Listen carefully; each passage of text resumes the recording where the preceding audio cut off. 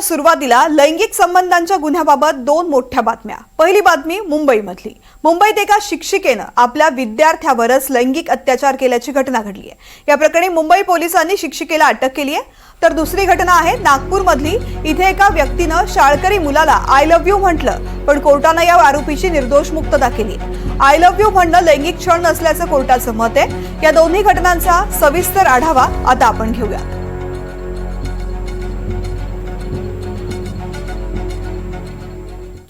तर पहिली बातमी मुंबईमधून शिक्षक आणि विद्यार्थ्यांच्या नात्याला काळीमा फासणारी ही धक्कादायक घटना आहे। मुंबईच्या प्रसिद्ध शाळेमधील एका इंग्रजी विषयाच्या शिक्षिकेला विद्यार्थ्याचा लैंगिक छळ केल्या प्रकरणात अटक करण्यात आली आहे। ही शिक्षिका मुंबईच्या अगदी बड्या शाळेत शिकवते अशी माहिती आहे। ती 40 वर्षांची विवाहिता असून तिला मुलं देखील आहेत। तिने सध्या 11वी मध्ये असलेल्या 16 वर्षांच्या विद्यार्थ्याचं लैंगिक शोषण केल्याचा आरोप आहे।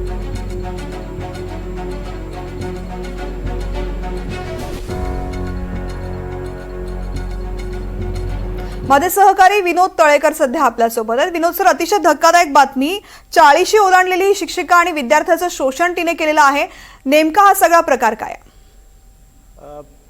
जसं आपल्याला माहिती आहे तृप्ती की ही महिला 40 वर्षाची आणि एका शाळेमध्ये, ही शाळा अशी आहे की देशभरातल्या 5 प्रमुख महत्त्वाच्या ज्या शाळा आहेत, ज्या दर्जेदार शाळा म्हणून ओळखल्या जातात, अशा एका शाळेतली ही शिक्षिका आहे। कॉन्ट्रॅक्टवर ही शिक्षिका तिथे काम करत होती।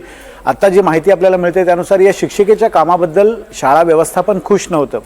प्रकरण हे 2023 सालचं आहे। हा मुलगा त्यावेळेला 11वीला होता आणि हा मुलगा ज्यावेळेला 11वीला होता त्यावेळेला वार्षिक स्नेहसंमेलनासाठी एक डान्स ग्रुप बनवण्याच्या निमित्तानं हे दोघे एकत्र आले होते। इतरही विद्यार्थी त्यावेळेला तिथे होते। मात्र या विद्यार्थ्याच्या मागे ही शिक्षिका हात धुवून लागली होती आणि त्यानंतर विद्यार्थ्यांनी त्याला फारसा प्रतिसाद दिला नाही। त्यावेळेला या महिला शिक्षिकेनं आपल्या एका डॉक्टर मैत्रिणीची या संदर्भात मदत घेतली आणि या डॉक्टर मैत्रिणीनं या मुलाला फोन केला आणि त्याला सांगितलं की एखाद्या वयस्कर महिलेसोबत एखाद्या तरुणाचे संबंध हे आता सध्या सर्रास होत आहे, अशा स्वरूपाची एक समजुतीची भाषा तिने त्याच्यात वापरली आणि त्यानंतर तो मुलगा तिला भेटायला तयार झाला। त्यानंतर त्या मुलाला या शिक्षिकेने अनेकदा भेटायला बोलवलं। एअरपोर्टच्या जवळच्या 5 स्टार हॉटेलमध्ये आणि दक्षिण मुंबईतल्या 5 स्टार हॉटेलमध्ये या मुलाला वारंवार तिनं नेलं आणि तिथं त्याच्याबरोबर लैंगिक अत्याचार केले असा एक आरोप तिच्यावर आहे। त्याचबरोबर दारू पाजून या मुलावरती लैंगिक अत्याचार करायची अशा स्वरूपाची माहिती पोलिसांनी दिलेली आहे। पॉक्सो अंतर्गत या प्रकरणात आता गुन्हा दाखल झालेला आणि विशेष म्हणजे जी महिला, ही जी शिक्षक महिला आहे तिची एक मैत्रीण जी होती डॉक्टर महिला, ज्या महिलेने या सगळ्या प्रकरणात या महिलेला मदत केली होती, ती महिला डॉक्टर होती आणि ज्यावेळेला हा मुलगा या सगळ्या तणावात होता त्यावेळेला या तणावातून बाहेर पडण्यासाठी तणावमुक्तीच्या काही गोळ्या, औषधंसुद्धा या महिलेने त्याला दिली होती। आता पोलीस या दुसऱ्या महिलेचा सुद्धा शोध घेत आहेत। हा सगळा प्रकार उघडकीस जेव्हा आला की या मुलाच्या वागणुकीत बराचसा बदल या कुटुंबियांना दिसला आणि त्यानंतर त्या कुटुंबियांनी त्याला विचारलं असता त्यांनी हा सगळा प्रकार सांगितला, पण त्यावेळेला कुटुंबियांनी असा विचार केला की यातनं बदनामी होईल, त्यामुळे ते आता शाळा संपायला साधारण 2-3 महिने आहेत, त्यामुळे हे 2-3 महिने कसे तरी काढूया आणि हा सगळा प्रकार बंद होईल अशा स्वरूपाची त्यांना आशा होती। त्यामुळे त्यावेळेला त्यांनी या संदर्भात कोणतीही तक्रार दाखल केली नव्हती। पण ज्यावेळेला ही शाळा संपली, आता हा मुलगा 2025 मध्ये 12वी पास आउट होऊन पुढे निघालेला आहे आणि अशा वेळेला सुद्धा पुन्हा त्या महिनेने त्याला संपर्क साधण्याचा प्रयत्न केला आणि त्यावेळेला मग कुटुंबियांनी ठरवलं की आता या विरोधात तक्रार देणं गरजेचं आहे आणि तक्रार दिली गेली आणि आता त्या महिलेला अटक बुधवारी करण्यात आलेली आहे। शनिवारी अटक करण्यात आली आणि बुधवारपर्यंत तिला, म्हणजे आजपर्यंत पोलीस कोठडी होती, आज तिला उद्या तिला पुन्हा पोलीस कोर्टात सादर करतील आणि त्यानंतर पुढच्या तपासाची दिशा स्पष्ट होऊ शकेल। पण पॉक्सो अंतर्गत हा गुन्हा दाखल झालेला आहे आणि अतिशय गंभीर असा हा सगळा प्रकार आहे, त्यामुळे एक शालेय वर्तुळात सुद्धा याबद्दल चिंता व्यक्त केली जाते। निश्चित विनोद, माझ्यासोबत असेच रहा। आणखीन एक महत्त्वाची बातमी जिच्या संदर्भातली माहिती तुमच्याकडून घ्यायची। ही बातमी आहे मुंबई उच्च न्यायालयाच्या नागपूर खंडपीठानं एका माणसावरती पोस्को अंतर्गत दाखल केलेला खटला रद्द केलेला आहे। आय लव्ह यू म्हणणं हे भावना व्यक्त करणारं आहे, त्यामुळे कुठल्याही प्रकारचं लैंगिक शोषण होत नाही असं मुंबई उच्च न्यायालयानं म्हटलेलं आहे।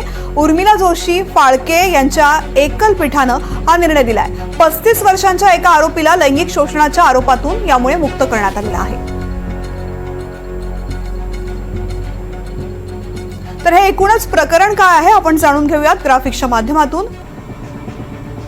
एका व्यक्तीनं 17 वर्षीय मुलीला शाळेतून घरी जाताना अडवलं, मुलीचा हात धरून आय लव्ह यू असं म्हटलं। मुलीच्या कुटुंबाने पोलिसात गुन्हा दाखल केला। प्रकरण न्यायालयात पोहोचलं तेव्हा आरोपीची निर्दोष सुटका झाली. आय लव्ह यू म्हणणं म्हणजे लैंगिक छळ नाही असं कोर्टानं म्हटलं. मुलीशी अश्लील वर्तन केलं नाही असा कोर्टाचा दावा आहे.